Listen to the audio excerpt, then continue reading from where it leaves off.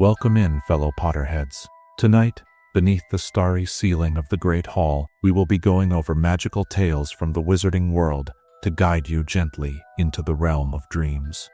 Before we disappear behind the veil of dreams, take a moment to cast your support spell, tap the like button, and join our magical community by subscribing.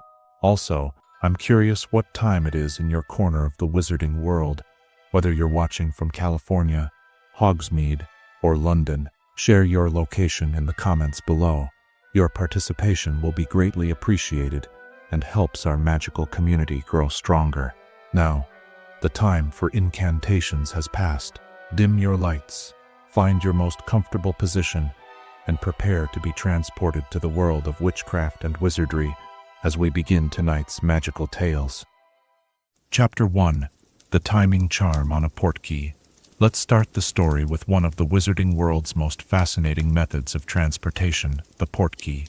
More specifically, we shall explore the intricate magic of the timing charm that makes these ordinary objects transform into extraordinary means of travel at precisely the right moment. Imagine, if you will, an old boot lying discarded by the side of a country lane. To Muggle eyes, it appears as nothing more than rubbish, perhaps deserving of a disapproving glance, but certainly not a second thought. Yet, to those with magical knowledge, this unassuming item might be a carefully crafted magical artifact, waiting silently for the exact second when it will activate, whisking away any witch or wizard touching it to a predetermined destination. The timing charm is perhaps the most elegant aspect of Portkey magic, a delicate piece of spellwork that requires considerable precision and skill. Unlike flue powder, which activates immediately upon use, or apparition which occurs at the caster's will, a timed Portkey operates independently of its user's desires, activating at a moment determined during its creation. Picture the Department of Magical Transportation, deep within the Ministry of Magic. Here, in offices lined with ticking clocks and swinging pendulums, specialized witches and wizards work with meticulous care to synchronize Portkeys to the cosmic dance of time itself. They use wands of particular woods, often cedar or pine, known for their affinity with precise magic, to weave the temporal enchantments necessary for a Portkey's punctual departure. The basic timing charm itself consists of 3 distinct magical layers. The first establishes a connection between the object and the universe's temporal flow, anchoring it to the passage of time. The second layer defines the specific moment of activation, whether it be 3 days hence at sunrise or precisely at midnight on the winter solstice. The final layer creates the characteristic blue glow that manifests seconds before activation, a courtesy warning to travelers that departure is imminent. What makes the timing charm particularly fascinating is its resistance to tampering. Once set, the activation time cannot be altered without completely removing and recasting the entire set of Portkey enchantments.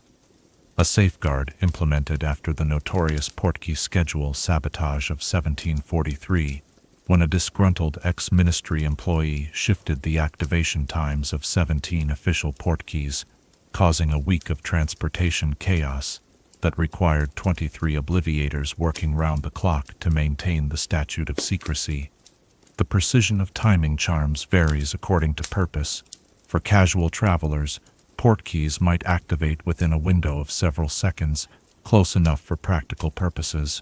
But for official functions or international magical sporting events, activation can be calibrated to the millisecond. During the 422nd Quidditch World Cup, for instance, over 200 Portkeys were synchronized to activate in perfect sequence, transporting thousands of fans to the stadium in carefully managed waves to prevent arrival congestion. Weather, too, plays a subtle role in timing charm accuracy. Electrical storms can cause fluctuations of up to 3 seconds in activation time, a margin of error that most travelers would never notice, but which causes endless frustration for the Portkey office's quality control department. There are tales of particularly powerful lightning strikes causing spontaneous activation, though the ministry classifies these as undocumented incidents rather than acknowledging them officially. The complexity of timing charms increases exponentially with distance. A portkey designed to transport travelers across town requires relatively simple temporal magic, while one created for international travel demands extraordinarily precise calculations, accounting for time zone differences, magical atmospheric conditions, and in some cases, the phase of the moon. When the Japanese and British ministries coordinated portkey travel for a diplomatic summit in 1932, it reportedly took a team of 17 temporal charm specialists working for 6 weeks to ensure perfect synchronization. For the average witch or wizard, the innermost workings of the timing charm remain mysterious. They simply know to arrive at the designated portkey several minutes before its scheduled departure, perhaps experiencing a flutter of nervous anticipation as they await the blue glow signaling imminent transportation. But for the temporal specialists who craft these charms, each successful portkey activation represents the perfect harmony of magical theory and practical application. Some magical theorists have proposed interesting variations on the standard timing charm, such as conditional activation, portkeys that would only transport travelers when specific conditions are met, such as the presence of all intended travelers or the completion of a certain event. While these remain largely experimental, the Department of Magical Transportation keeps a close eye on such innovations, occasionally incorporating refinements into standard practice when proven both safe and useful. As our evening the fire grows later, and the shadows lengthen across the room, consider how the humble timing charm on a portkey represents the wizarding world's relationship with time itself, not merely observing its passage, but harnessing it, weaving it into everyday magic in ways both practical and profound. As you drift towards sleep, perhaps you might wonder if you could enchant a portkey to take you to any moment in time, not just any place. What moment would you choose to visit, and what might you discover there about the nature of time itself? Chapter 2. The House Cup Competition. In the heart of Hogwarts Castle, where ancient stone bears witness to centuries of magical education, few traditions inspire as much passion and house pride as the yearly quest for the gleaming silver cup that sits in the headmaster's office for all but one day of the year. As evening shadows deepen and the fire crackles beside us, let us explore the rich history and significance of the Hogwarts House Cup competition. The House Cup tradition dates back to the very founding of Hogwarts School of Witchcraft and Wizardry, when the 4 great founders, Godric Gryffindor, Helga Hufflepuff, Rowena Ravenclaw, and Salazar Slytherin, sought a method to inspire excellence and camaraderie among their students. While they divided the students into houses reflecting different virtues, they wished not for division but for healthy rivalry that would push each student to embody their house's finest qualities. Imagine, if you will, the very first House Cup ceremony, nearly 1,000 years ago. The Great Hall would have been lit not by the enchanted ceiling we know today, but by hundreds of floating candles and roaring hearths. 4 long tables of wooden roughness rather than polished grandeur would have seated students clad in robes of their house colors, eager yet solemn as they awaited the pronouncement of which house had proven itself superior that year. The House Cup itself is a marvel of magical craftsmanship, standing nearly 2 feet tall, crafted of pure silver with delicate filigree, depicting scenes of magical learning and achievement. It emanates a subtle magical aura that seems to inspire ambition in all who gaze upon it. Though no one knows for certain which enchanter created the cup, magical historians believe it was likely commissioned by Rowena Ravenclaw herself, who was known for her appreciation of beautiful magical artifacts. The mechanics of the competition have remained remarkably consistent throughout the centuries. Each student has the ability to earn points for their house through academic achievement, sporting success, acts of particular virtue, or other contributions to school life. Conversely, rule-breaking and misconduct result in point deductions. This elegant system encourages personal responsibility, as each student knows that their individual actions contribute to their house's collective success or failure. Imagine walking through the entrance hall of Hogwarts, your footsteps echoing on the flagstone floor as you pass the 4 giant hourglasses that track house points throughout the year. Rubies for Gryffindor, emeralds for Slytherin, sapphires for Ravenclaw, and amber stones for Hufflepuff, each gem representing points earned, cascading like crystallized achievement from the upper chamber to the lower as the school year progresses. The professors of Hogwarts wield the power to award and deduct points with careful consideration, while some, like Professor Minerva McGonagall, are known for their strict fairness in point distribution. Others have been accused of favoritism throughout the school's history. Perhaps most notorious was Professor Phineas Nigellus Black, headmaster from 1877 to 1925, who once awarded Slytherin House 200 points on the final day of term for what he described as exemplary house unity, a decision that sparked protests so fierce that the Board of Governors subsequently limited the number of points any teacher could award in a single instance. Historical records in the Hogwarts Library reveal fascinating patterns in House Cup victories. During the early centuries of the school, Ravenclaw dominated the competition, reflecting the medieval magical community's emphasis on scholarly achievement. The 1600s saw a shift towards Slytherin ascendancy, coinciding with a period when pure blood status carried particular social importance. Hufflepuff enjoyed a remarkable run of victories during the 1700s under the leadership of Headmistress Heliotrope Wilkins, who placed special emphasis on rewarding cooperation and kindness.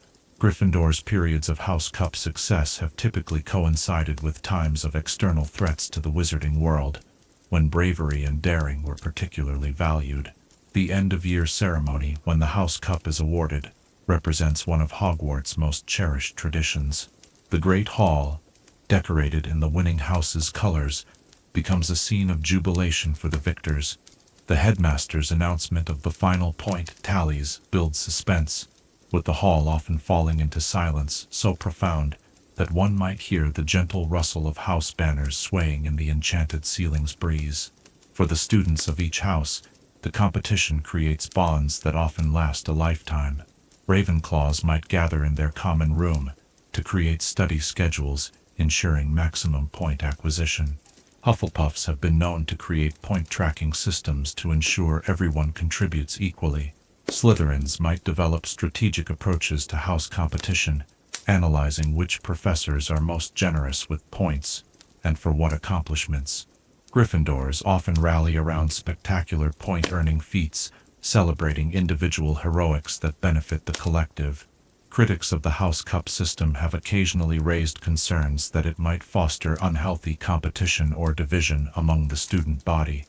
Indeed, historical records mention a particularly contentious period in the 1870s when inter-house rivalry grew so intense that students began hexing members of opposing houses to prevent them from attending classes and earning points. This led Headmistress Eupraxia Mole to temporarily suspend the competition for 3 years, while implementing reforms to emphasize sportsmanship and fair play. Despite such occasional controversies, the House Cup competition has endured as a beloved Hogwarts tradition precisely because it balances individual achievement with collective responsibility. Each student learns that their actions, whether studying diligently for an examination or respecting school rules, contribute to something larger than themselves.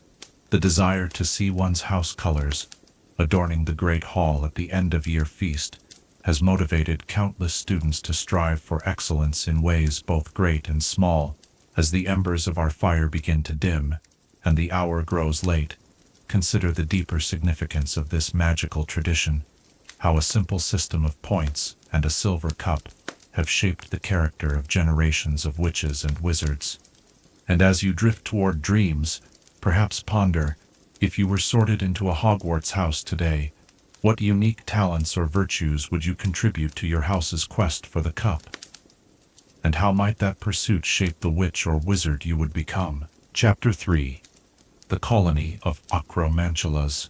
Deep within the shadows of the Forbidden Forest, where sunlight struggles to pierce the ancient canopy and mist clings to gnarled roots, dwells one of the wizarding world's most formidable and misunderstood magical creatures.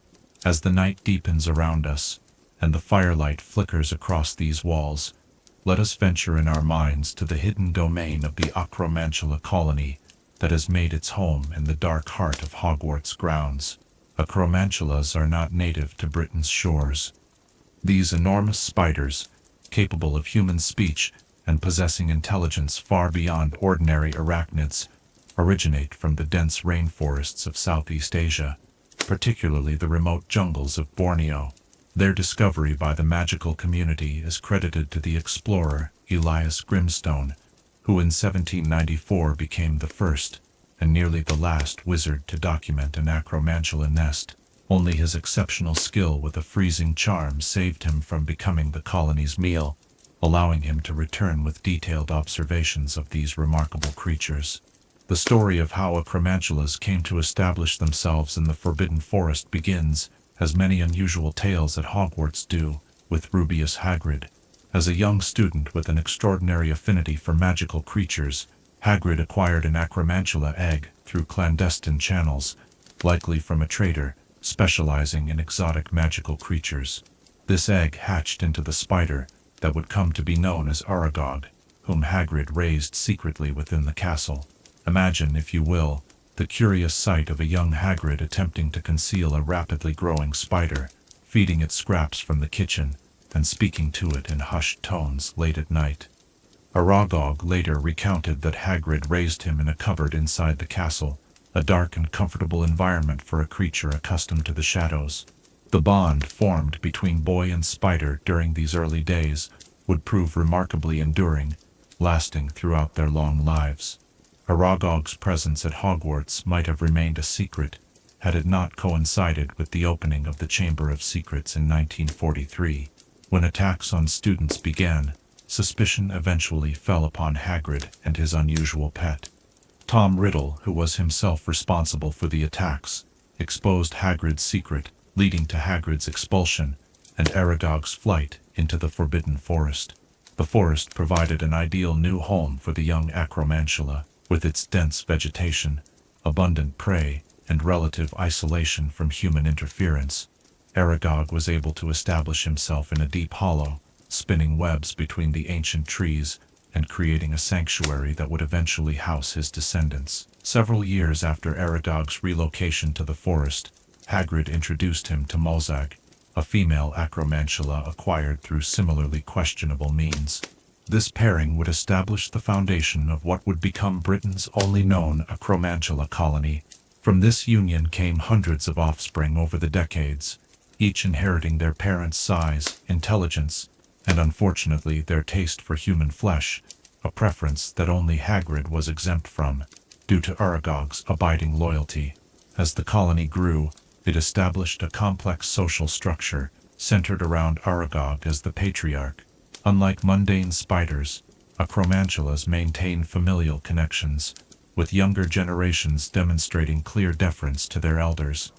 Their webs expanded to cover several acres of the forest's densest section, creating a silvery labyrinth that ensnared unwary forest creatures and served as both home and hunting ground. Communication within the colony occurs through a combination of clicking sounds, subtle movements, and a form of primitive speech. Aragog himself was most proficient in human language, able to engage in complex conversation with Hagrid, on rare occasions with others. His offspring displayed varying degrees of verbal ability, though all possessed the intelligence to understand human speech, even if their responses were limited. The physical characteristics of these magnificent, if terrifying, creatures deserve special mention. A mature Acromantula can reach a leg span of up to 15 feet, with a body covered in thick black hair. Their 8 eyes gleam with an uncanny intelligence, and their pincers produce a distinctive clicking sound when they are agitated or hunting. Most formidable are their powerful jaws and the venom they produce, a toxin so potent that it can kill a human within minutes, and for which antidotes are exceptionally rare. The relationship between the Acromantula colony and other denizens of the Forbidden Forest has always been one of uneasy coexistence. Centaurs give the colony's territory a wide berth, respecting the boundary of the spider's domain. Smaller creatures learn quickly to avoid the areas where the webs grow thickest, while even larger predators like wolves and Thestrals recognize the danger the colony presents. Only the most substantial forest inhabitants, the giants and trolls that occasionally wander through, pose little concern to the Acromantulas. For the staff of Hogwarts, the Acromantula colony presented a significant challenge. While Aragog maintained enough control over his offspring to prevent them from venturing too close to the school, the expanding colony represented a genuine threat to students who might stray too deeply into the forest. This concern was one of many reasons behind the standing prohibition against entering the Forbidden Forest, a rule which, as many know, was broken with alarming regularity by certain adventurous students. Hagrid's relationship with the colony remained unique throughout its existence. He would visit Aragog frequently, bringing food and news from the outside world.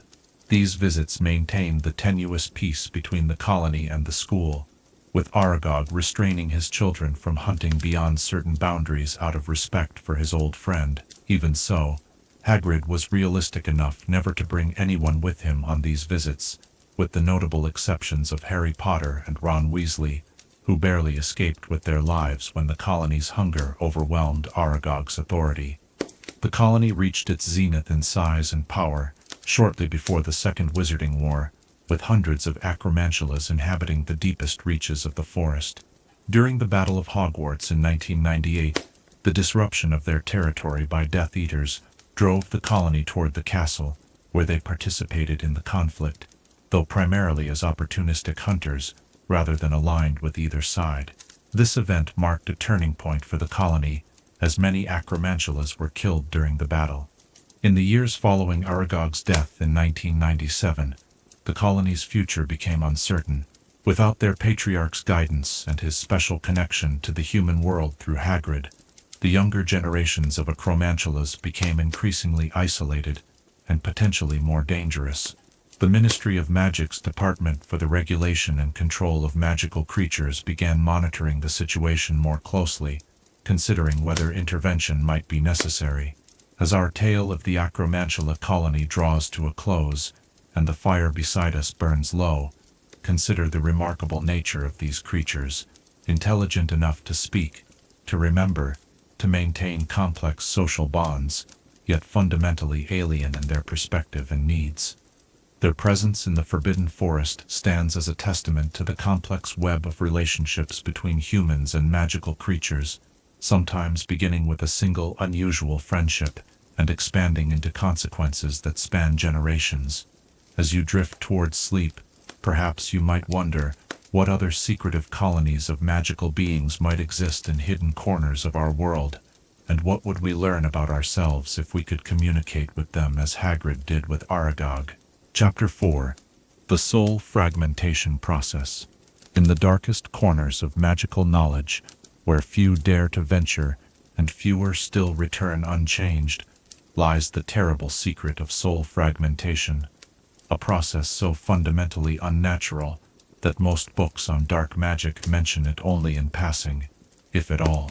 As our fire casts long shadows across the room, and the wind whispers secrets against the window pane, let us examine this most forbidden of magical practices, not to instruct, but to understand the profound horror what Lord Voldemort subjected himself to in his quest for immortality.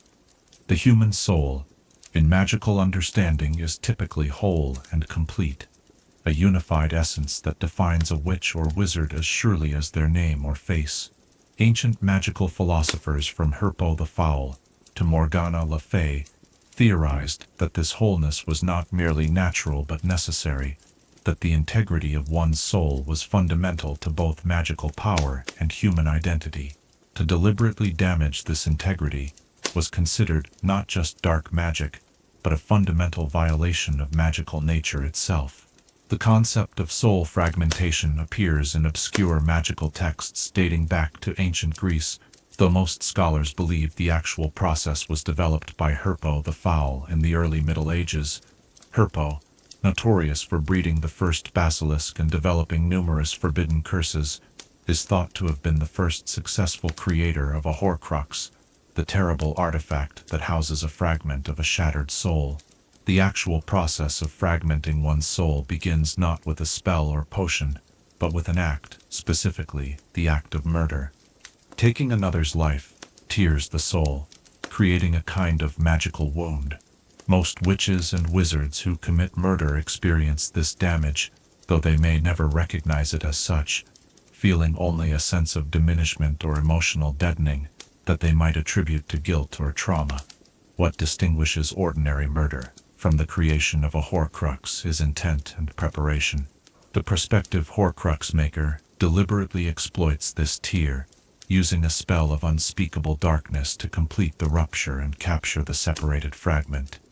The incantation itself is unknown to all but the most dedicated students of the dark arts, having been systematically removed from magical libraries throughout history.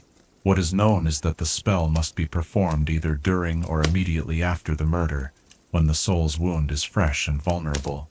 The feeling of soul fragmentation has been described in recovered dark magic texts as excruciating beyond measure, a pain that transcends physical sensation to become a fundamental violation of one's very being. Witnesses to early Horcrux creations described practitioners screaming for days afterward, their voices taking on unearthly qualities as though the very fabric of their humanity had been distorted.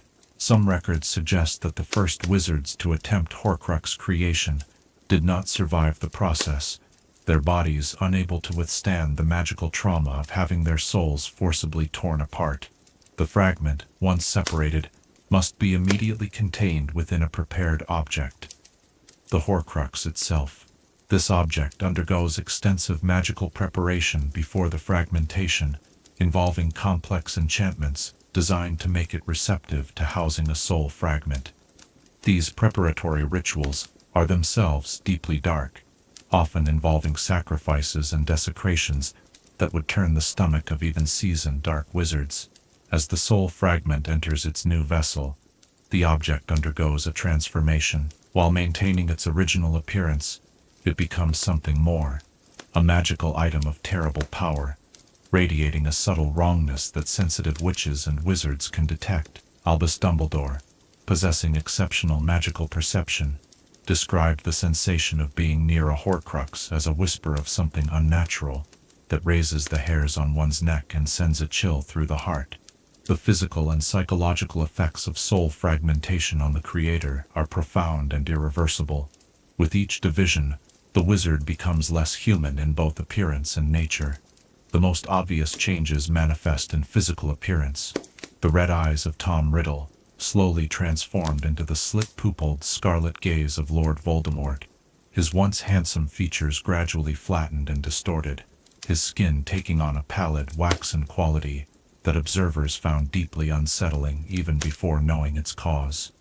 Beyond these visible transformations, fragmenting the soul erodes the capacity for human connection and emotion, empathy, remorse, love, even simple human pleasures. These become increasingly foreign to one who has divided their soul. This emotional deadening is not merely a psychological reaction, but a magical consequence of having literally less soul within one's body. Some magical theorists suggest that certain emotional capacities reside in specific aspects of the soul, and when those aspects are torn away, the associated emotions become inaccessible. The history of soul fragmentation before Voldemort was mercifully brief. Herpole the Foul is believed to have created the first Horcrux, living for an unnaturally extended period before eventually being destroyed.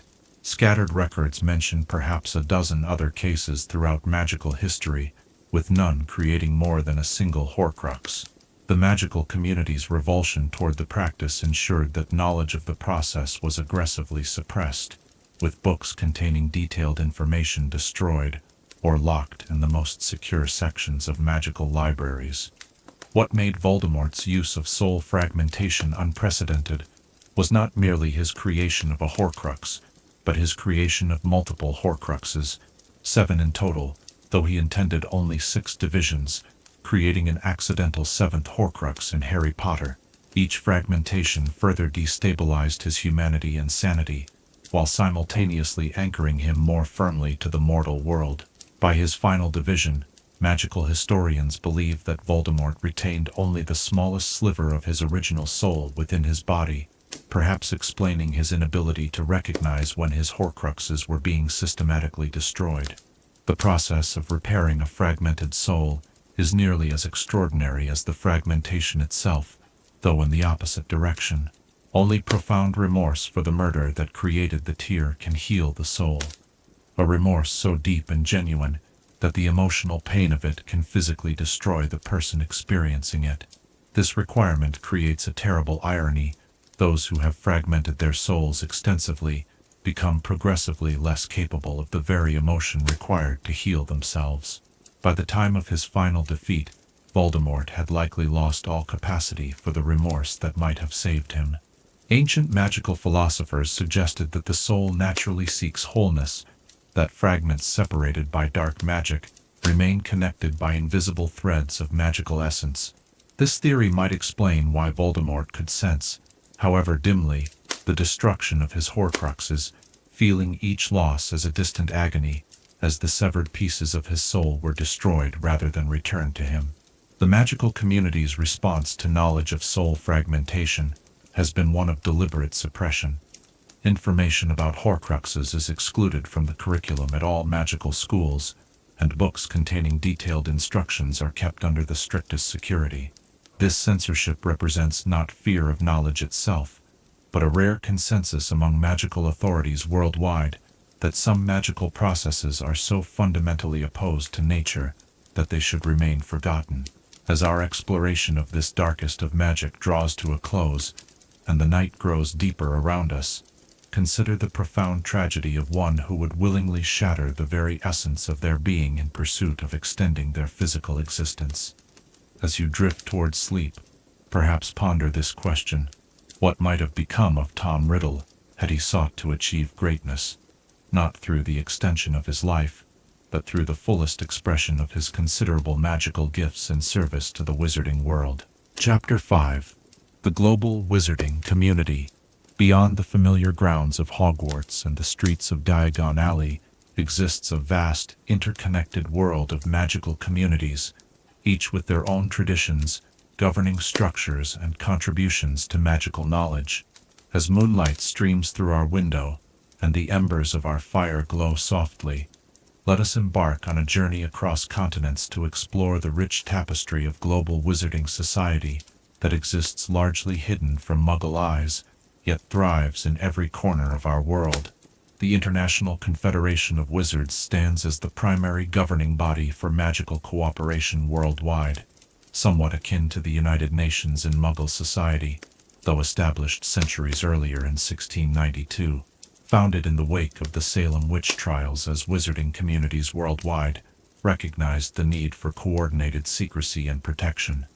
The Confederation maintains its grand headquarters in a location unplottable to all but official representatives of member nations. Within its enchanted halls, delegates from over 100 magical governments gather to establish international magical law, coordinate responses to magical emergencies that threaten multiple nations, and maintain the all-important International Statute of Secrecy. Imagine walking through the Confederation's Great Assembly Chamber, where witches and wizards from every continent sit beneath their national banners, translation charms allowing perfect understanding, despite the dozens of languages being spoken. The chamber itself is a marvel of magical architecture, with walls that shift to accommodate exactly the number of delegates present, and a ceiling enchanted to display magical landmarks from around the world, cycling through them as debates continue below. The structure of magical government varies dramatically from nation to nation, reflecting both magical and Muggle cultural influences. Britain's Ministry of Magic, with its complex bureaucracy and elected minister, represents just one approach. The Magical Congress of the United States of America, MACUSA, operates with a system of magical representatives from each state, while Japan's magical community is guided by the ancient and revered Council of Onmyoji, whose traditions date back to the 8th century. In many African nations, magical governance remains closely tied to traditional leadership structures, with councils of elder witches and wizards working alongside tribal or national authorities, though always in secrecy from their non-magical counterparts. The Uagadu School of Magic, which serves much of Africa, often produces graduates who take positions in these councils, bringing modern magical education into conversation with ancient traditions. The Brazilian Ministry of Magic is known for its uniquely democratic approach, where even magical creatures with sufficient intelligence, including centaurs and merpeople with territories within Brazilian borders, are granted representation in certain governmental decisions. This progressive stance has sometimes created tension with more traditional magical governments, leading to fascinating diplomatic negotiations within Confederation meetings. The exchange of magical knowledge across these diverse communities has enriched wizarding society immeasurably throughout history. Consider the development of defensive magic. British witches and wizards excel at shield charms, while Russian magic users have historically mastered counter curses against dark magic, a specialization born from centuries defending against magical threats from the harsh northern wilderness. Japanese wizards developed extraordinarily subtle methods of magical concealment that influenced hiding spells worldwide, while Australian Aboriginal wizards contributed unparalleled expertise in weather magic and communion with magical creatures. Magical transportation between these far-flung communities presents unique challenges that have inspired ingenious solutions. While apparition remains limited by distance, and the risk of splinching increases exponentially in unfamiliar territory, the International Flu Network allows near-instantaneous travel between connected fireplaces worldwide. The complex magic required to maintain these connections falls to dedicated departments within each nation's magical government, with scheduled maintenance occurring during coordinated time periods to minimize disruption. For longer journeys where the traveler wishes to experience the passing scenery, enchanted ships and flying coaches remain popular options. The elegant flying carriages of Beauxbatons Academy are famous throughout Europe, while magical communities in the Caribbean maintain a fleet of ships that sail beneath the ocean's surface, invisible to Muggle vessels. In the Himalayan region, Tibetan wizards have perfected the magic of cloud sailing, guiding wispy vessels through mountain passes on air currents with such precision that passengers experience no more discomfort than they would in a well-sprung carriage.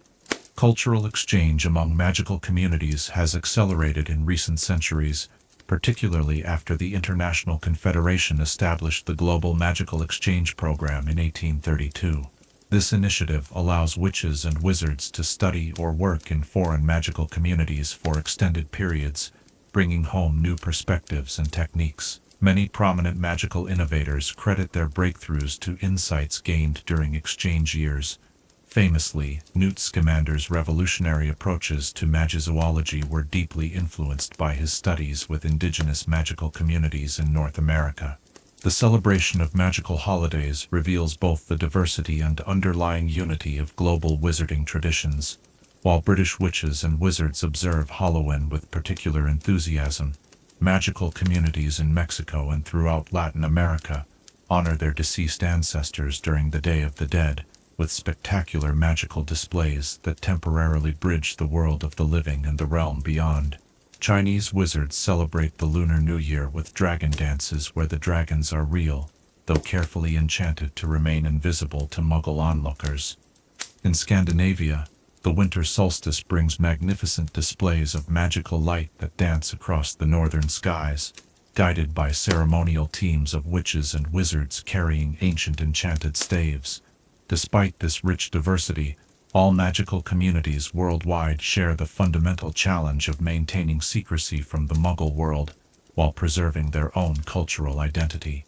This common purpose creates bonds that transcend linguistic and cultural differences, fostering a sense of global magical citizenship that has proven remarkably resilient through wars, both magical and Muggle, and periods of international tension.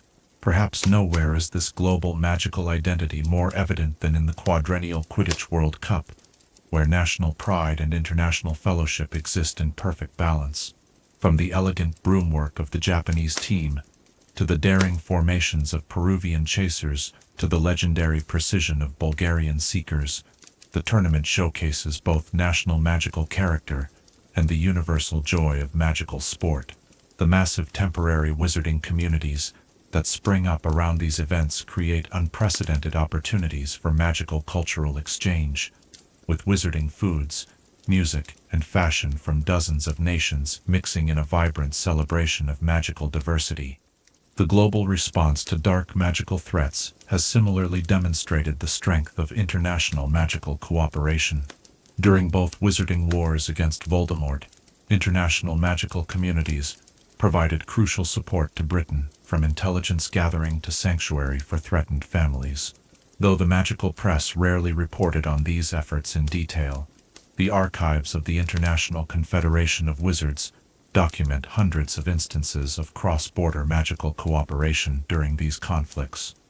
Education represents another realm where global magical exchange flourishes.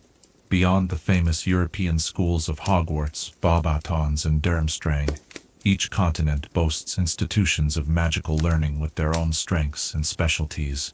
Ilvermorny in North America draws inspiration from all four Hogwarts houses while developing its own unique traditions.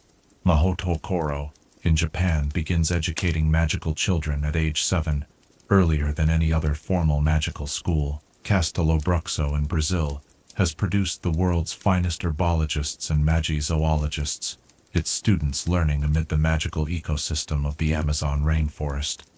As the night grows deeper and our exploration of the global wizarding community draws to a close, consider how this vast, diverse network of magical peoples remains hidden yet vibrant, separate yet interconnected across our world. As you drift towards sleep, perhaps ponder this question: if you could visit any magical community in the world, which would you choose to experience first? And what unexpected magic might you discover there that would forever change your understanding of what it means to be a witch or wizard? Chapter 6. The creation of an illegal portkey. In the shadowy corners of the wizarding world, where rules are bent and ministry regulations circumvented, there exists a clandestine practice known to those who require discreet travel: the creation of illegal portkeys. As night deepens and shadows dance across our walls, let us explore this forbidden aspect of magical transportation, undertaken by those who find the ministry's oversight too restrictive, or those with more nefarious purposes in mind. The regulation of portkeys dates back to 1419, when the newly established Department of Magical Transportation recognized the need to monitor these powerful magical objects. Before this time, portkey creation was largely unregulated, leading to numerous incidents, including the infamous Canterbury Fair confusion of 1322, when 17 witches and wizards unexpectedly transported themselves into the middle of a Muggle marketplace after touching what they believed was an abandoned cauldron, but was, in fact, a poorly designed portkey. The Portkey Office within the Department of Magical Transportation now maintains strict oversight of all legal portkey creation. Official permits must be obtained, specific creation protocols followed, and accurate records maintained of all activation times and destinations.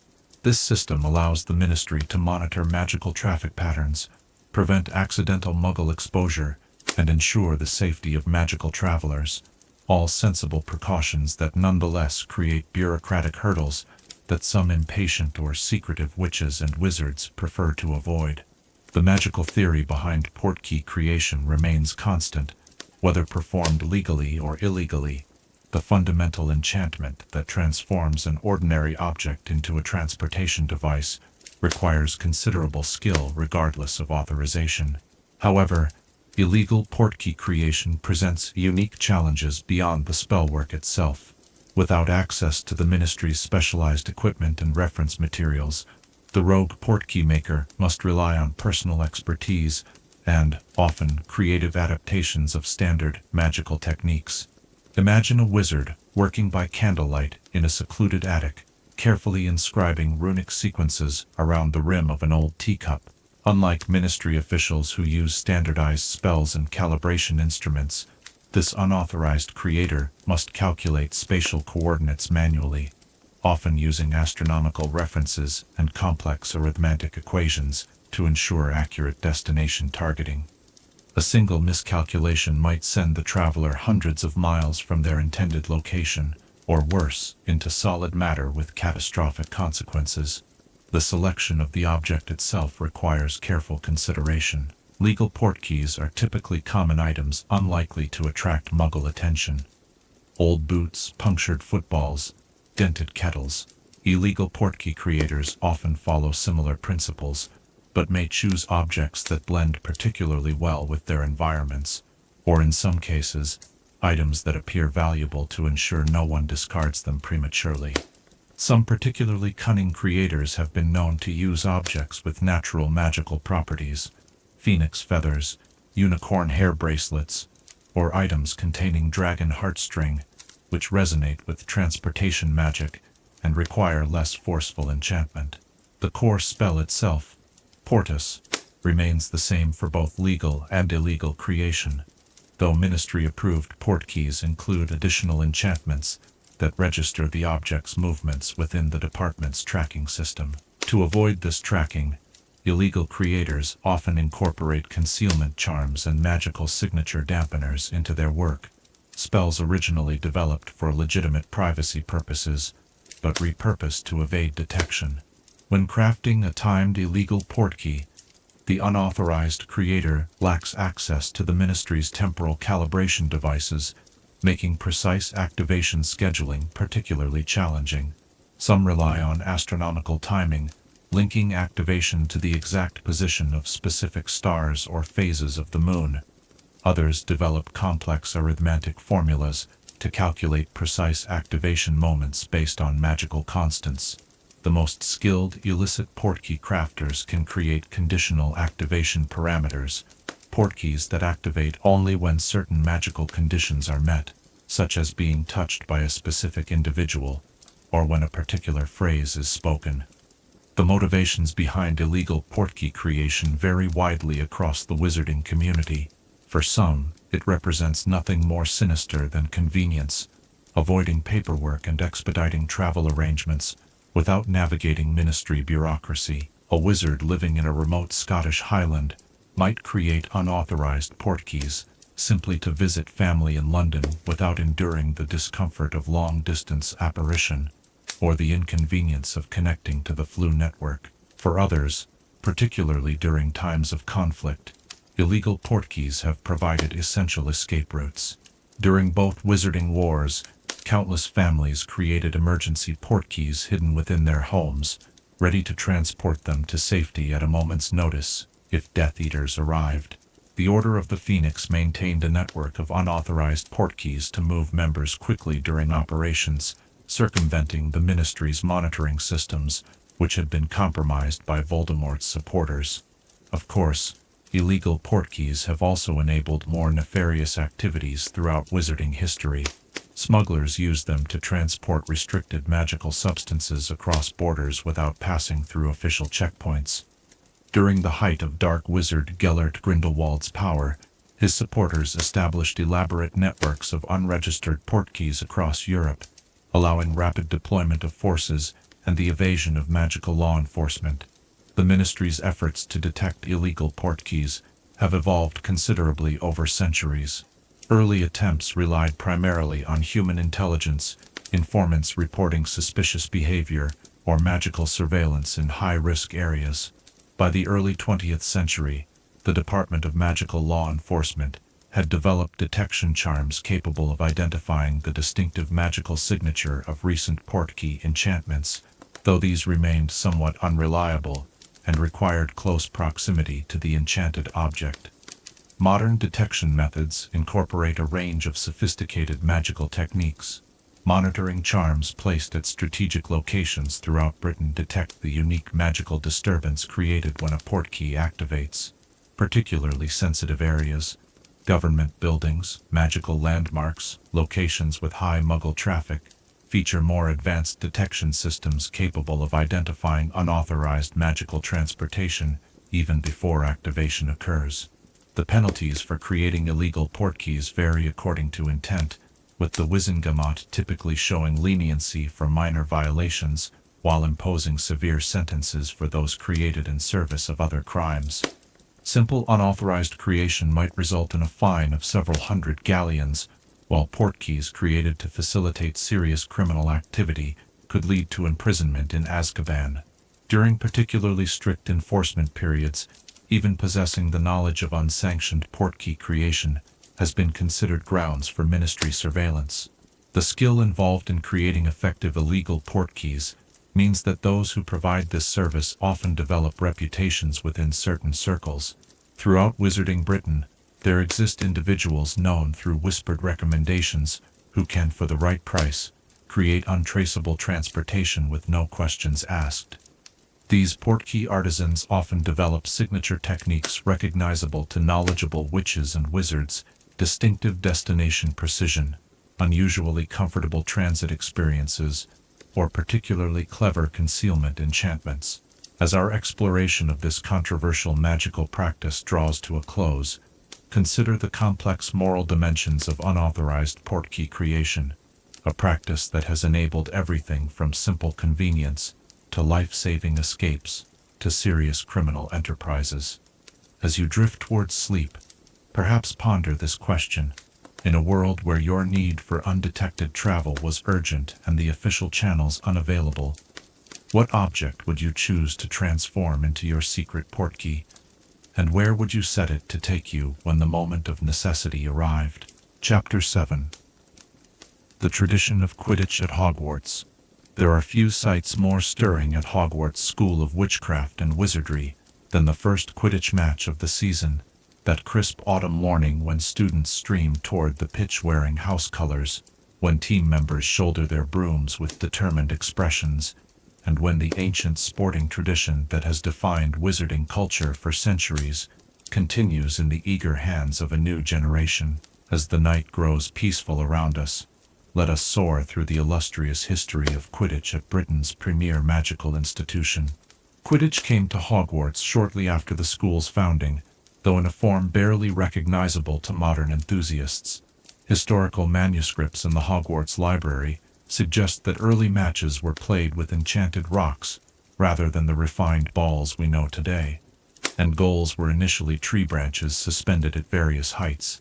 The first recorded Interhouse Quidditch Cup was awarded in 1107, when Gryffindor defeated Slytherin in what contemporary accounts describe as a most spirited contest lasting 7 days, and ending only when Slytherin's final chaser succumbed to exhaustion.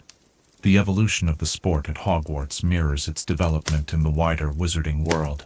By the 1400s, standardized equipment had been adopted, including early versions of the quaffle, bludgers, and the golden snitch. The positioning of players had solidified into roles recognizable today: 3 chasers, 2 beaters, a keeper, and a seeker, though tactical approaches remained primitive by modern standards. Historical records indicate that for several centuries, Hufflepuff pioneered many of the defensive formations that would later become standard throughout the sport, while Slytherin players developed the more aggressive offensive strategies.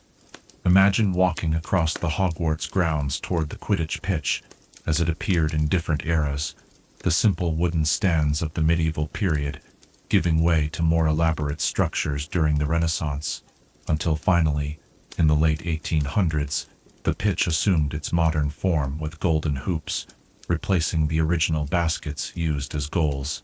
The current stadium, with its soaring stands draped in house colors, accommodates the entire student body and staff, creating an atmosphere of unified school spirit even amid fierce house rivalries. The selection of house teams has remained remarkably consistent throughout Hogwarts history. Each house has a Quidditch captain, typically a 6th or 7th year student, with demonstrated leadership ability and thorough knowledge of the game. Captains hold tryouts at the beginning of each school year, evaluating potential players not merely on flying skill, but also on teamwork, tactical understanding, and temperament under pressure. The importance placed on these selections reflects how seriously the competition is taken. A house's Quidditch performance often shapes its entire identity for that academic year. The role of Quidditch captain carries considerable prestige within the Hogwarts social hierarchy, often rivaling the status of head boy or girl. Captains are granted special privileges, including access to the prefect's bathroom and the authority to book the pitch for team practices. Many of Britain's most successful professional Quidditch players began as Hogwarts captains, developing leadership skills that served them well beyond their educational years. Throughout the centuries, certain Hogwarts Quidditch players have achieved legendary status within school lore. Josephina Flint, Slytherin chaser from 1792 to 1799, reportedly never dropped the quaffle once during her entire school career. Hufflepuff keeper Eldritch Diggory, 1870 to 1876, perfected the starfish and stick defensive maneuver during a particularly heated match against Ravenclaw.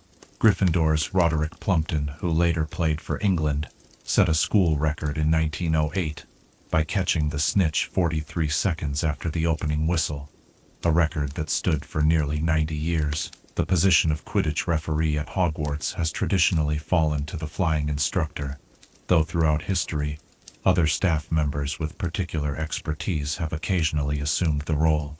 Officiating interhouse matches requires not only comprehensive knowledge of the rules, but also absolute impartiality, a quality tested during particularly contentious Gryffindor-Slytherin encounters. Historical accounts mention several incidents where enchanted whistles were introduced to override potentially biased human judgment, though these magical innovations proved unpopular with both players and spectators, and were eventually abandoned. The scheduling of Quidditch at Hogwarts follows a simple yet effective round-robin format, with each house playing 3 matches per academic year. This arrangement dates back to 1296, when headmistress Heliotrope Wilkins formalized the competition after several years of irregular challenge matches. The sequence of games typically begins in November and concludes in late May, allowing for seasonal weather variations while maintaining consistent intervals between matches for practice and recovery. Weather conditions have always played a significant role in Hogwarts Quidditch, with teams adapting their strategies to Scotland's notoriously variable climate. Historical match records note particularly memorable weather-affected games, including the Great Fog Match of 1762, when Ravenclaw and Hufflepuff players resorted to echolocation charms to avoid collisions, and the Slytherin-Gryffindor final of 1884, played during a blizzard so severe that the snitch froze in mid-air and had to be thawed before the game could conclude. The cultural impact of Quidditch extends far beyond the pitch itself, influencing nearly every aspect of Hogwarts' social life. House common rooms display trophies and team photographs from victories past. Students compose songs and chants to support their teams, some inspiring, others decidedly unsporting. Friendships form and occasionally fracture around team loyalties. Even academic scheduling sometimes bends to accommodate particularly significant matches, with professors knowing from centuries of experience that student attention becomes hopelessly divided when Quidditch fever takes hold. Perhaps most importantly, Quidditch at Hogwarts serves as a training ground not merely for future professional players, but for wizarding society as a whole. The values emphasized in the sport, teamwork, fair play, perseverance, grace under pressure, parallel those the school seeks to instill in all its students. When a young seeker stretches to the limits of their ability to capture the snitch, when chasers develop complex passing sequences requiring perfect coordination, when beaters protect their teammates from harm while executing strategic plays, these moments build character that extends far beyond sporting achievement. The Quidditch Cup itself, awarded to the house with the best overall performance each year, remains one of Hogwarts' most coveted prizes. The original cup, crafted of silver in the early 12th century, was replaced in 1473, after being accidentally transfigured into a hedgehog during post-victory celebrations. The current cup, gleaming gold with handles shaped like broomsticks, bears the names of winning houses and team captains stretching back over 5 centuries. When presented at the end-of-year feast, it never fails to draw thunderous applause, representing, as it does, not just sporting excellence, but the culmination of cooperation, dedication, and house spirit. As our exploration of this beloved Hogwarts tradition draws to a close, and the imagined sounds of cheering crowds fade into the peaceful night, consider how this seemingly simple game has shaped countless wizarding lives through the centuries. As you drift towards sleep, perhaps ponder this question: if you were to don the robes of your house team and mount a broomstick on the Hogwarts pitch, which position would call to your particular talents and temperament? And how might the lessons learned in pursuit of the Quidditch Cup serve you in life's greater challenges beyond the school grounds? Chapter 8. The misunderstood nature of the Thestrals.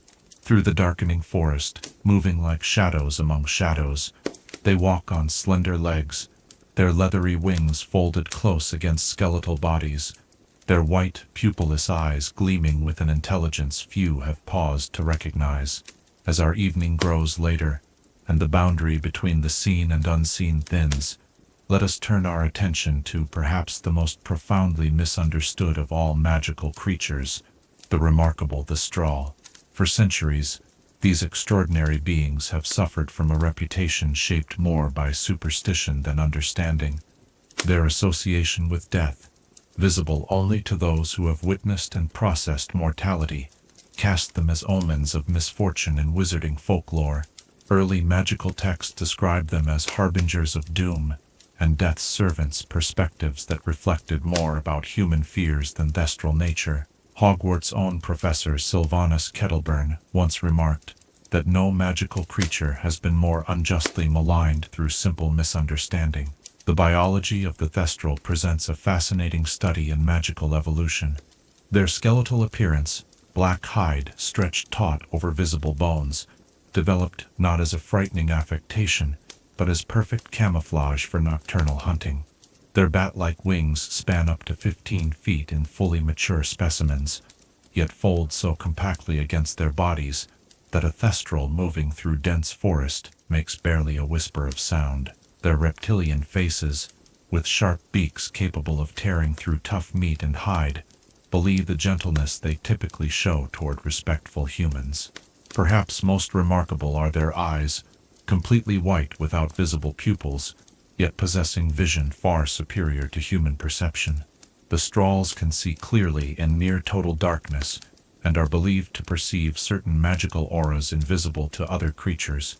Some magizoologists theorize that the Thestrals can actually see the magical essence that binds life to the physical form, explaining both their ability to find any location with unerring accuracy and their unique connection to those who comprehend death's reality. The infamous invisibility of Thestrals, to those who have not witnessed death, represents one of the most extraordinary magical properties in the natural world. Unlike disillusionment charms or invisibility cloaks which bend light around an object, Thestral invisibility operates through a form of perception magic tied to the observer's life experience.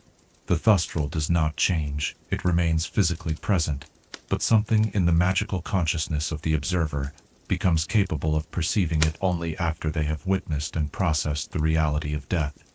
This unique characteristic has led to centuries of misunderstanding. Imagine the medieval witch who suddenly saw these skeletal winged horses after experiencing the death of a loved one. It's little wonder that the Thestrals became associated with death omens rather than recognized as creatures who had been present all along. Wizarding children were taught to fear the moment they might see a Thestral, rather than understanding this as a natural part of life's experience. The Hogwarts herd represents the largest domesticated population of Thestrals in Britain, if not Europe.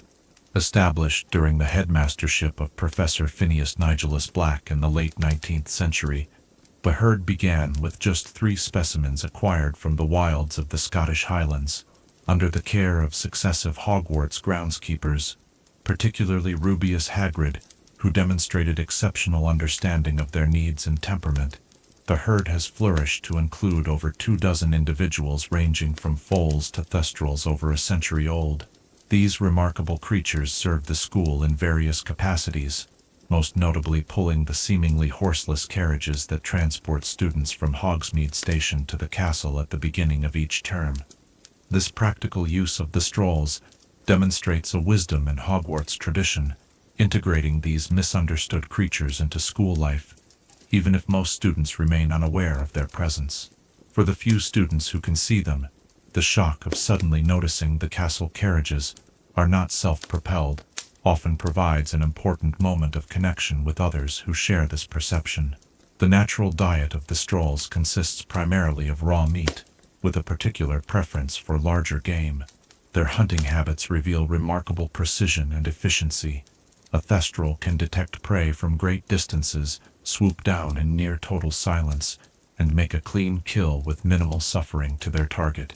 The Hogwarts herd, while still hunting occasionally in the Forbidden Forest, receives regular feeding from the groundskeeper, who has observed that they particularly relish deer, though will happily accept most fresh meat.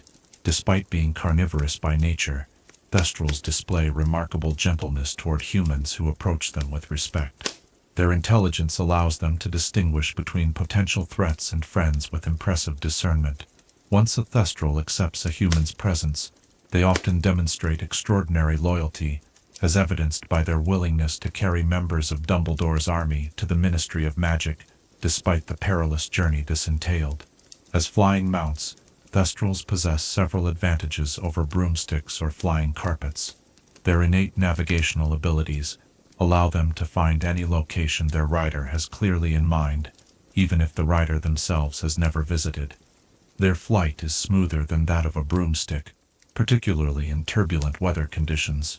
Unlike manufactured magical transportation, the Thestrals can make independent decisions to avoid danger, sometimes perceiving threats before their human riders become aware of them. The breeding habits of the Thestrals remain somewhat mysterious, even to experienced handlers like Hagrid. They mate for life, forming bonds that can last for decades, and typically produce a single foal every 1 to 3 years.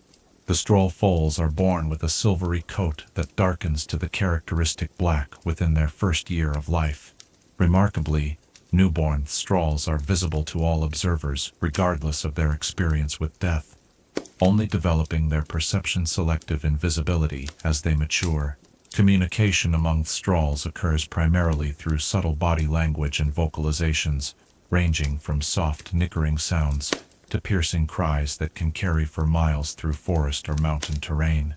They appear to share a form of herd consciousness, responding to threats with coordinated movements that suggest a level of mental connection beyond ordinary animal communication. Some magical researchers have proposed that the Thestrals possess a limited form of natural legilimency, though this remains speculative. The magical properties of the Thestral-derived materials remain largely unexplored territory in wand lore and potion making, primarily due to the protective status they have finally achieved after centuries of persecution. We do know that the Thestral tail hair, when used as a wand core, produces wands with unique affinities for defensive magic and spells related to spiritual matters. Such wands are exceedingly rare, both because the Thestral hair is difficult to work with, and because many wand makers have historically avoided it due to superstition. In recent decades, the reputation of Thestrals has gradually improved, largely through educational efforts at Hogwarts and more accurate coverage in publications such as Fantastic Beasts and Where to Find Them. Modern magizoologists recognize the Thestrals as a Ministry of Magic classification XXX species, not due to any inherent danger they pose, but because they require specialist knowledge to handle and care for them properly. As our exploration of these magnificent creatures draws to a close, consider how their very existence challenges us to look beyond appearances and superstitions to discover the truth beneath. As you drift towards sleep, perhaps ponder this question: what other beings or experiences might we misunderstand simply because we perceive them through the lens of our own fears, rather than with the clarity that comes from knowledge and compassion? Chapter 9. The Destruction of Horcruxes. In the realm of magical defense against the darkest of arts, few challenges prove as formidable as the destruction of a Horcrux, that most terrible of dark artifacts, containing a fragment of a shattered soul. As our candles burn low and shadows deepen in the corners of our room, let us consider the extraordinary magical principles that make these objects nearly indestructible, and the rare, powerful methods that can ultimately unmake what dark magic has created. The fundamental principle underlying Horcrux invulnerability is magical resonance. The fragment of soul contained within, creates a protective aura that resists ordinary magical and physical damage. Consider an ordinary object, a book, a cup, a locket, transformed through the placement of a soul fragment. While retaining its original appearance, it becomes imbued with a terrible vitality, a resilience that defies conventional attempts at destruction. Ordinary spells bounce harmlessly away. Physical force, no matter how great, leaves not even a scratch upon its surface. This extraordinary durability stems from the nature of the soul itself, that essential magical essence which, even when fragmented, retains its fundamental characteristic of wholeness and self-preservation. The soul fragment, though torn unnaturally from its original being, instinctively protects its vessel with magic that operates on a deeper level than most wizards ever encounter or understand. Some magical theorists suggest that this protection draws power from the very life force of the creator, explaining why those who create Horcruxes, though anchored to life, often experience physical deterioration. Given this formidable protection, what forces in the magical world possess sufficient power to destroy a Horcrux? The answer lies in substances and spells of such destructive potency that they damage the very magical fabric that binds soul to vessel, forces that are themselves often dangerous to control and difficult to obtain. Foremost among these is basilisk venom, that extraordinarily potent substance produced by the King of Serpents. So powerfully magical is this venom that it destroys not merely physical matter, but magical bindings as well.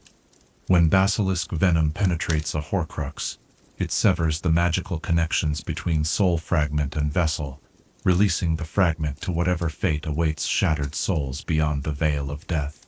The rarity of basilisks, bred only by the darkest wizards and nearly extinct in the modern age, makes their venom among the most precious and dangerous substances in the magical world.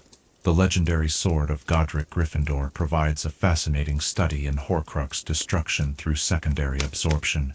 Goblin made of pure silver, the sword possesses the remarkable property of imbibing only that which strengthens it.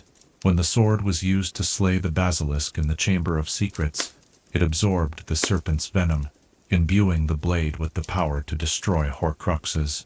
This demonstrates an important principle in magical theory, that certain magical properties can be transferred between objects through direct contact, particularly when those objects are crafted with specific magical intentions, as goblin-made artifacts invariably are. Fiend fire, cursed flame of extraordinary power and malevolence, represents perhaps the most dangerous method of Horcrux destruction. Unlike natural fire, fiend fire burns with a sentient hunger, consuming not merely physical matter, but magic itself. Few wizards possess the skill to control this flame once conjured, making it a method of last resort rather than a practical approach to Horcrux destruction. The Room of Requirement at Hogwarts still bears the magical scars of fiend fire unleashed within its walls, a testament to its terrible destructive potential. In certain exceptional cases, a Horcrux may also be destroyed when its container is damaged beyond magical repair. The precise definition of beyond magical repair involves complex magical theory, but essentially describes damage so fundamental that the container can no longer maintain the magical integrity necessary to house a soul fragment. This principle was demonstrated when Ron Weasley destroyed Slytherin's locket with the Sword of Gryffindor. The physical sundering of the locket was so complete that its capability to serve as a soul vessel was irreparably compromised. The living Horcrux, exemplified by Nagini the Snake, and unwittingly by Harry Potter himself, presents unique considerations in destruction theory. When a living being serves as a Horcrux, the soul fragment intertwines with the host's own soul in ways that magical researchers have never fully mapped. In such cases, the death of the living vessel appears sufficient to release and destroy the parasitic soul fragment, though the ethical implications of this fact troubled Albus Dumbledore deeply during his research into Voldemort's Horcruxes. The magical moment of Horcrux destruction manifests with disturbing consistency across different methods and vessels. Witnesses describe an unearthly scream as the soul fragment is forced from its protective housing, a sound that seems to exist somewhere between the physical and spiritual realms. Often, a dark vapor emerges, briefly taking a form reminiscent of its creator before dissolving into nothingness. These manifestations suggest that even in its fragmented state, the soul retains some essence of identity, a final, fading echo of the wizard who tore it from himself. The psychological aspects of Horcrux destruction deserve particular attention. Those who have encountered Horcruxes report that the soul fragment seems to possess a limited form of consciousness, enough to exert malevolent influence on those nearby, and to sense threats to its existence.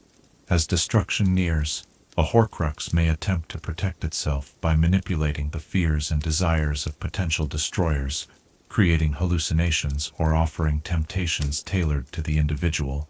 This suggests that even fragmented, the soul retains aspects of its original personality and cunning, particularly when facing existential threat. From a theoretical perspective, the destruction of a Horcrux does not truly destroy the soul fragment it contains, but rather releases it from its artificial housing. What happens to these fragments afterward remains one of the great mysteries of magical death theory. Some magical philosophers suggest they pass beyond the veil, while others propose they remain in a liminal state, neither truly existing nor entirely gone, a terrible consequence of interfering with the natural integrity of the soul. The historical record of Horcrux destruction remains understandably limited, given the extreme rarity of these dark objects. Before Voldemort's unprecedented creation of multiple Horcruxes, only a handful of confirmed Horcruxes existed throughout magical history.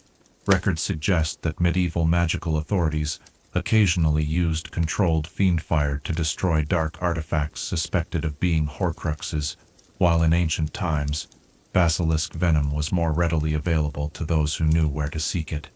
As our examination of this darkest magical subject draws to a close, consider the profound magical principle illustrated by Horcrux destruction, that even the most seemingly indestructible dark magic ultimately has its vulnerabilities, often found in equally powerful forces of nature and ancient magic.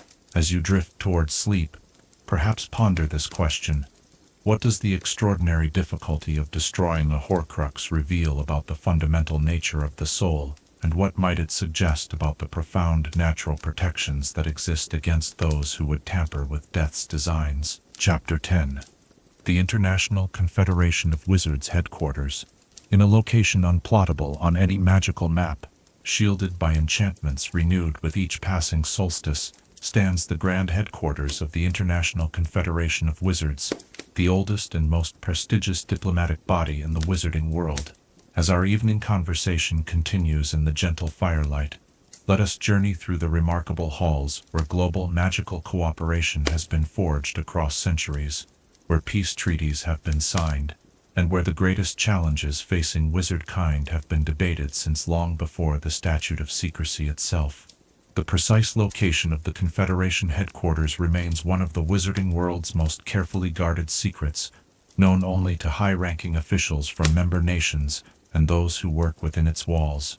What can be said is that it exists in a space that somehow touches multiple continents simultaneously, a marvel of magical architecture that allows delegates to enter through portals in their home countries, yet convene in a single shared building. Some magical historians believe the headquarters predates the formal establishment of the Confederation itself, suggesting it may have been an ancient magical gathering place, repurposed when the organization was officially founded in 1692.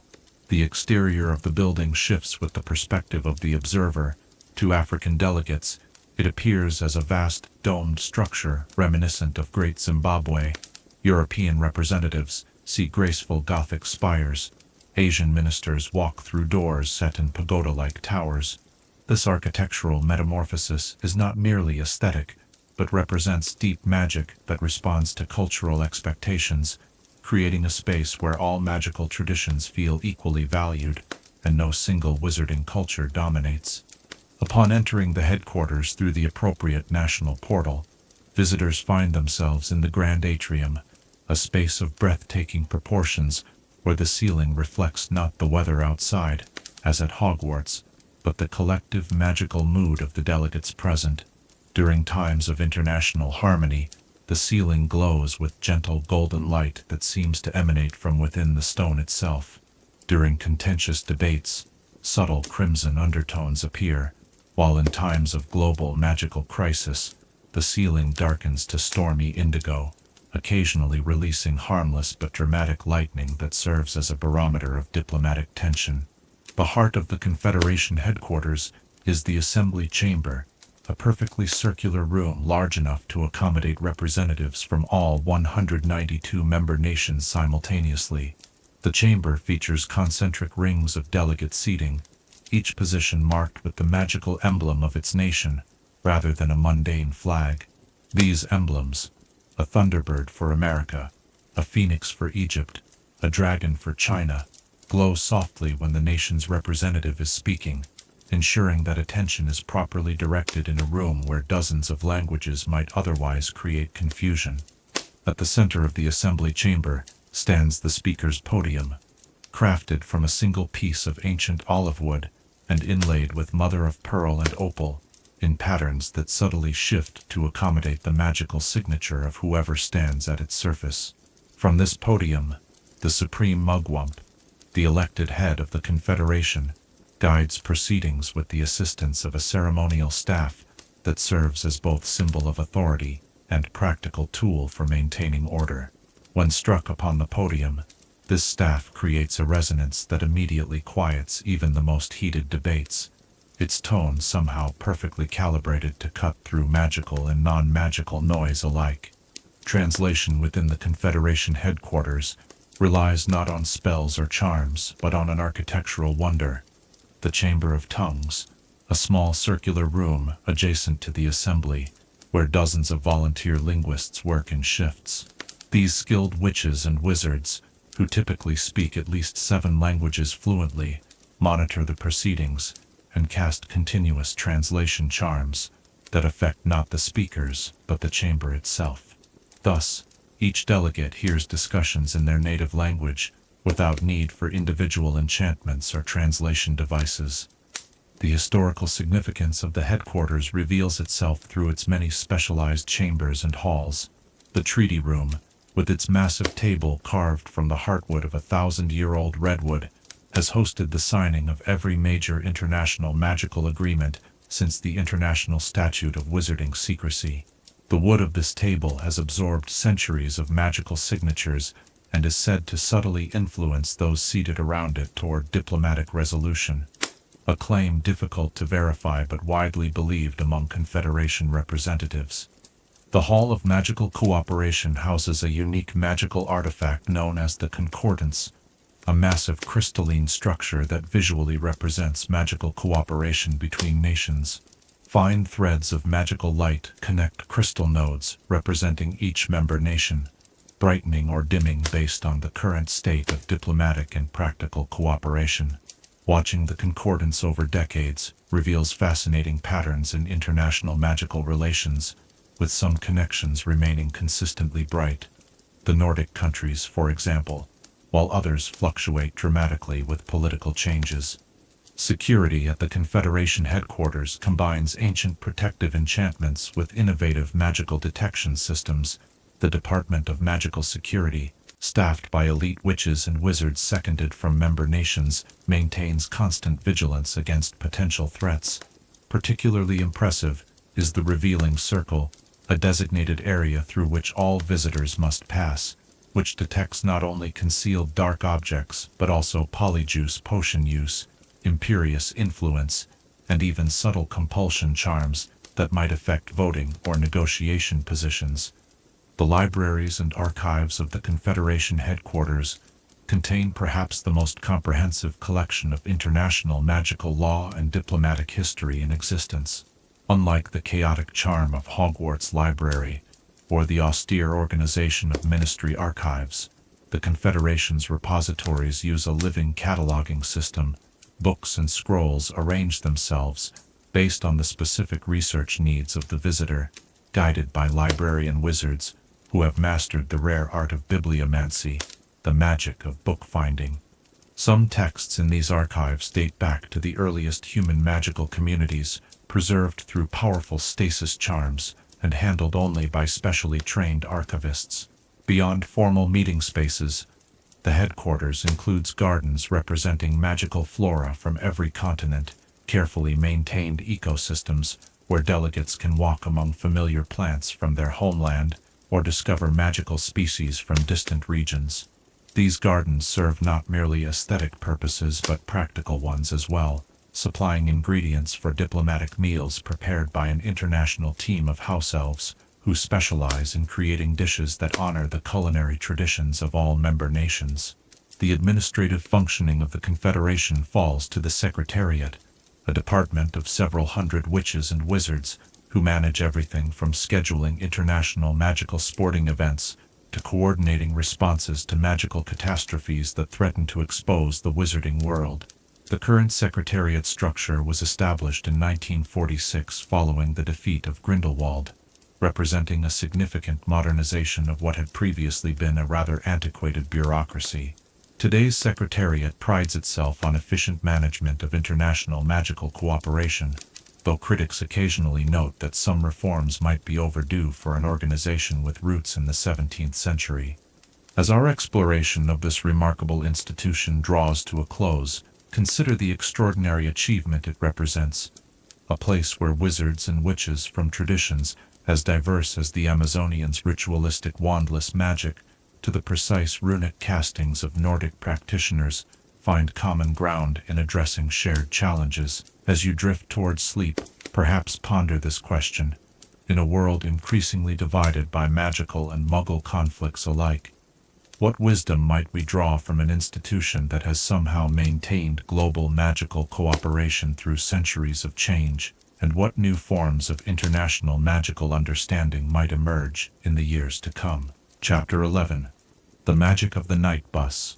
Triple-decker, purple in color, and seemingly woven from the very fabric of emergency transportation magic, the night bus represents one of the wizarding world's most ingenious solutions for stranded witches and wizards. As the clock chimes late hours, and the comforting warmth of our discussion continues, let us explore this remarkable vehicle that bends space, time, and occasionally the laws of physics to reach those in desperate need of magical transport. The origins of the night bus service trace back to 1865, when Minister of Magic Dugald MacPhail faced increasing concerns about stranded witches and wizards being discovered by muggles.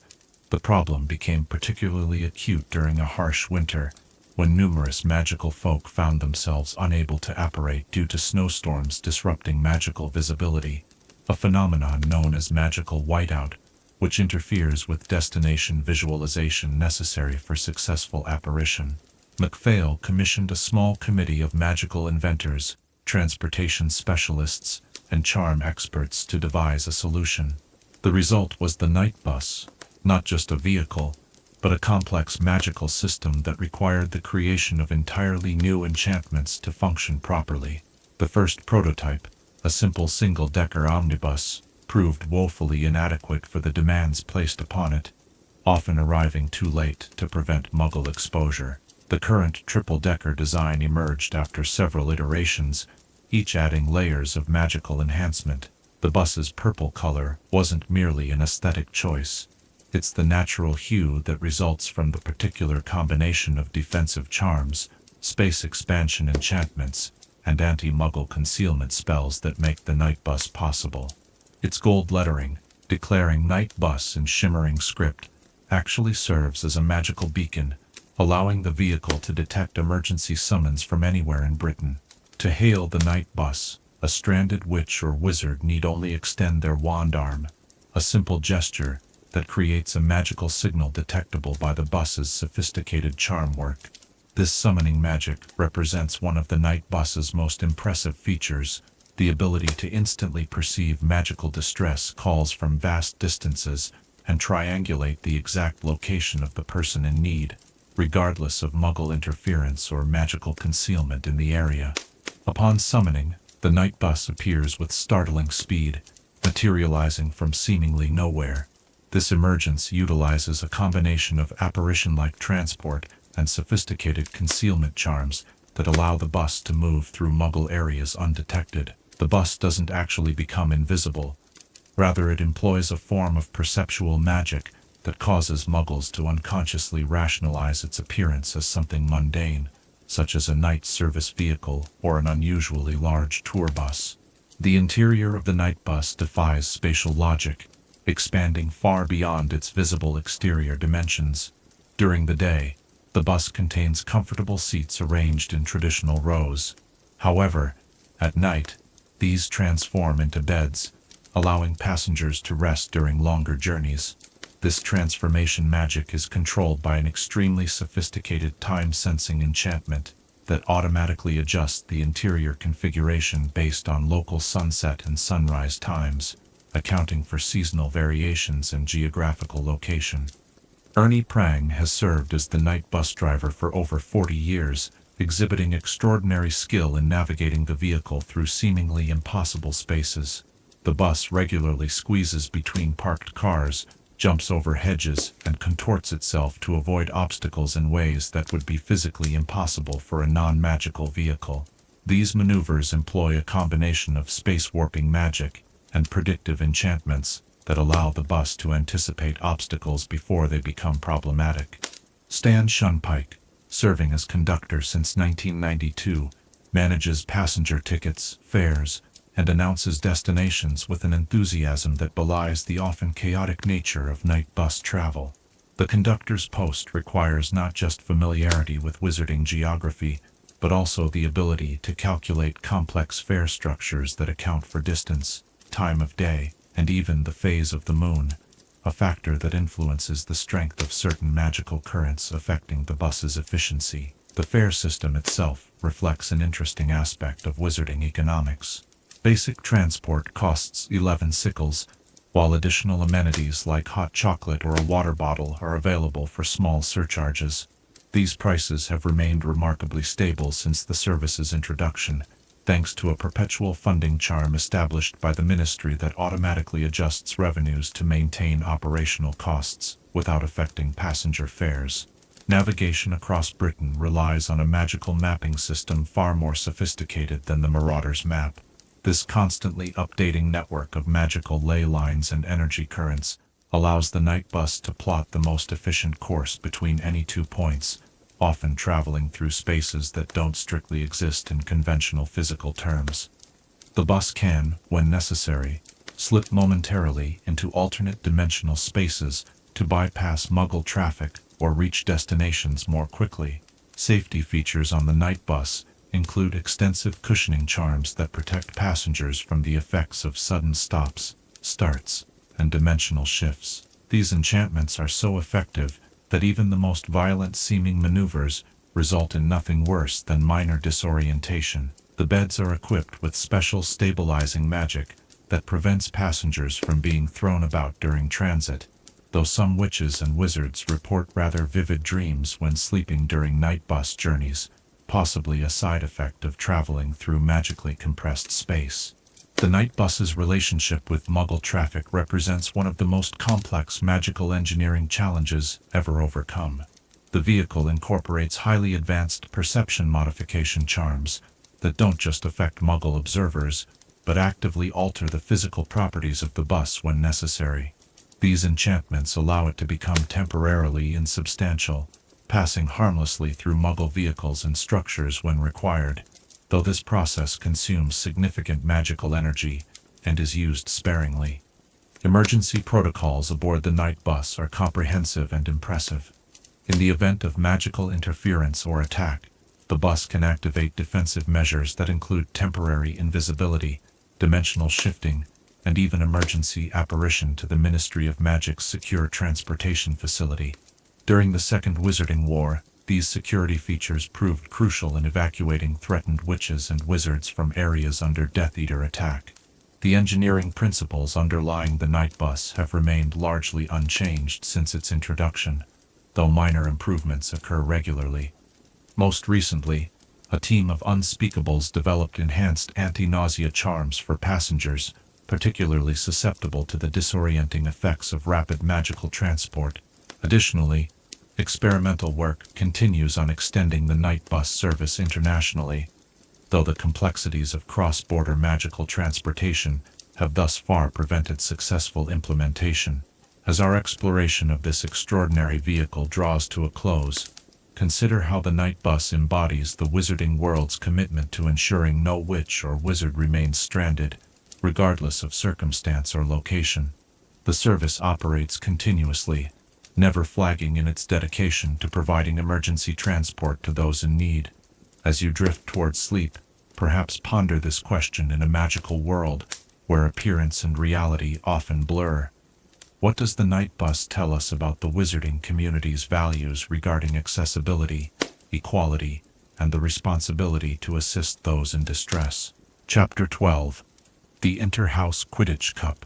When the spring winds sweep across the Quidditch pitch carrying the echoes of 1,000 matches past, and house banners snap proudly against azure skies, the wizarding sporting world turns its attention to the grand culmination of the Hogwarts season, the Interhouse Quidditch Cup. As our extended conversation nears its end, and shadows grow long across our room, let us explore this cherished tradition that has shaped generations of witches and wizards, while forging bonds of rivalry and respect that last long after leaving school. The Interhouse Quidditch Cup, established in 1296 as a formal tournament structure, represents more than merely a sporting competition. It embodies the very essence of house identity and achievement at Hogwarts. Unlike the House Cup, which rewards academic and behavioral excellence, the Quidditch Cup celebrates athletic prowess, strategic thinking, and teamwork. The current trophy, crafted in 1882 to replace its time-worn predecessor, stands 2 feet tall, golden and gleaming, with miniature silver players that eternally chase an enchanted snitch around its rim. The tournament follows a round-robin format perfected over centuries. Each house plays 3 matches during the academic year, facing every other house once. Points are awarded based not simply on victory, but on the point difference in each match, a system that encourages aggressive scoring even when teams seem assured of victory. This scoring mechanism creates dramatic tension throughout the season, as a house might need to win by a specific margin in its final match to secure the cup, leading to strategic decisions about when to catch the snitch. Training for the Interhouse Cup begins almost immediately after students return to Hogwarts each September. House captains, selected by their heads of house based on experience, leadership ability, and tactical understanding, inherit the weighty responsibility of assembling teams capable of bringing glory to their house. The captain's authority extends to booking practice times on the pitch, developing training regimens, and often serving as unofficial mentor to younger players who aspire to one day don their house's Quidditch robes. The selection process for house teams has evolved considerably since the tournament's early days, where once players were chosen through informal demonstrations of flying ability. Modern tryouts involve rigorous assessments of multiple skills. Prospective chasers must demonstrate not only speed and agility, but also passing accuracy and tactical awareness. Beaters face tests of strength, precision, and the ability to track multiple moving targets simultaneously. Keepers undergo drills that challenge their reflexes and decision-making under pressure, while seeker candidates must display exceptional spatial awareness and fine motor control. Weather conditions at Hogwarts create unique challenges for the Interhouse Cup that distinguish it from matches played in controlled environments. The Scottish climate means teams must be prepared to compete in everything from brilliant sunshine to howling gales to driving snow. Some of the most memorable matches in tournament history have occurred during extreme weather. The infamous Hurricane match of 1937 between Gryffindor and Ravenclaw saw both teams play in winds so strong that all 14 players required sticking charms on their broom handles to avoid being blown off course. The strategic elements of the Interhouse Cup extend far beyond match day. Captains spend hours analyzing opposing teams' tendencies, developing counter-strategies, and running specialized drills to exploit perceived weaknesses. The library's Quidditch Tactics section grows progressively more worn as the season advances, with students poring over historical plays, and innovations that might provide the edge needed for victory. Some captains maintain detailed playbooks passed down through generations, adding their own innovations to centuries of accumulated wisdom. House rivalries reach their peak during cup matches, transforming the usually unified student body into passionate supporters of their own colors. In the days leading up to significant matches, common rooms become hives of activity as students create banners, compose chants, and occasionally engage in good-natured, if rule-bending, attempts to undermine the confidence of opposing teams. These rivalries, while intense, are carefully monitored by the staff to ensure they remain within the bounds of sportsmanship. A lesson in the difference between healthy competition and destructive antagonism. The role of non-playing students in supporting their house team cannot be overstated. Creative displays of house pride have included everything from coordinated spell casting that creates giant house animals in the sky above the pitch, to mass transformations of student clothing to house colors. During the 1969 Slytherin-Hufflepuff match, the entire Hufflepuff support section successfully mastered a charm that made them appear as a single giant badger when viewed from the air, a feat of magical coordination still remembered fondly decades later. Referee impartiality remains crucial to the integrity of the Interhouse Cup. While Madame Hooch's expertise and fairness have made her the preferred official for decades, historical records show various staff members assuming this responsibility over the centuries. Professors who referee must demonstrate absolute neutrality, temporarily setting aside any allegiance to their own former houses, a professional standard that has occasionally been tested during particularly contentious matches. The Quidditch Cup has produced many players who went on to distinguished professional careers. Roderick Plumpton's record-breaking snitch catch for Gryffindor in 1908 preceded his legendary stint with the Tutshill Tornadoes. More recently, Ginny Weasley's achievements as Gryffindor chaser presaged her successful career with the Holyhead Harpies. These success stories inspire current students who understand that impressive performances in the Interhouse Cup might attract the attention of professional scouts watching from the stands. Medical support during cup matches has evolved significantly since the tournament's early days. Where once injured players relied on basic healing charms cast by attending professors, modern matches feature fully trained Mediwitches on standby.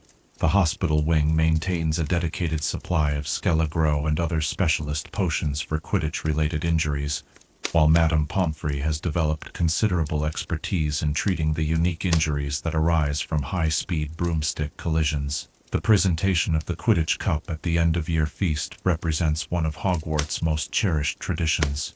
The winning house captain lifts the trophy before their cheering housemates, while the team's names are magically inscribed upon its base, joining centuries of victorious players. This moment of triumph serves as both reward for the current team's efforts and inspiration for the next generation of Flyers who dream of one day experiencing the same honor. Beyond its immediate competition, the Interhouse Quidditch Cup serves a deeper educational purpose. Through their participation, whether as players, supporters, or organizers, students learn lessons in teamwork, perseverance, grace in both victory and defeat, and the importance of dedicated practice toward long-term goals. These lessons often prove as valuable in later life as any taught in formal classrooms. As our extended exploration draws to its conclusion, and the night grows deeper around us, consider how the Interhouse Quidditch Cup exemplifies the balance between competition and unity that defines the Hogwarts experience. While house rivalries burn brightly during match season, they ultimately contribute to the broader tapestry of shared experiences that bind all Hogwarts students together. As you drift award dreams, perhaps ponder this final question. If you could create one new tradition to accompany the Interhouse Quidditch Cup, perhaps a unique challenge, a special honor, or a ceremonial element, what would it be? And how might it enhance the rich legacy of this beloved competition for future generations of Hogwarts students?